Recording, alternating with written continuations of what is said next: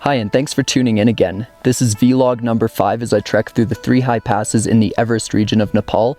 And today's a pretty big day because we are crossing our first pass, Kongma La Ra or something like that. I forget the name. I'll put the name in the Kongma. Hi, and thanks for tuning in again. This is vlog number 5 as I trek through the 3 high passes in the Everest region of Nepal.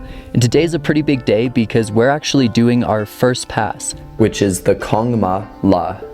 Now, I'm actually up here right now on top of the pass, about 5,500 meters above sea level. It is really hard to talk because the air is just so thin. But it's a very cool experience. The pass is quite amazing. The views of the surrounding peaks are phenomenal. So we spent the past 2 nights in a small village called Chikung, which is where we began this pass crossing from. And we spent 2 nights there to acclimatize. We trekked there from Dengbache, which is where I did my last vlog, which was only about a 2-hour trek. So I had a bit of energy left after the first day. I trekked on to Island Peak Base Camp. Island Peak is a very common trekking peak that a lot of people climb, and Chikung is kind of the last village before base camp. So I trekked onto the base camp, which was kind of neat to see. I would like to climb Island Peak, but I think I'll have to save that for another trip just because permits are really difficult to organize. And then yesterday, we spent the full day in Chikung, and we actually climbed up a nearby peak called Chikung Ri, which is about 5,600 meters above sea level, and that's actually the highest point that we're going to get in this trip. So that's kind of cool that we've already done that. Then today we started off to do the pass. We started off quite early.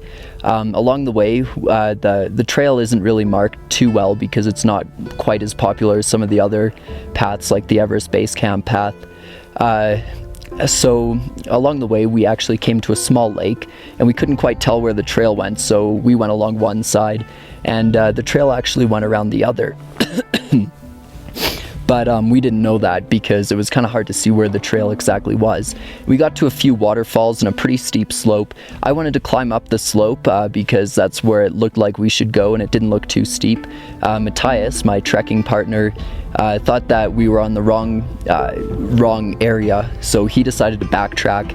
I climbed up forward and now I'm at the pass waiting for him. So that's where I am right now. I don't mind waiting up here though. The views are just so beautiful. It's also a really nice day. It's quite warm, and luckily I haven't been experiencing too many symptoms of altitude sickness.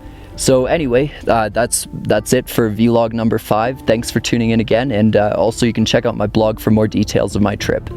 See you all next time.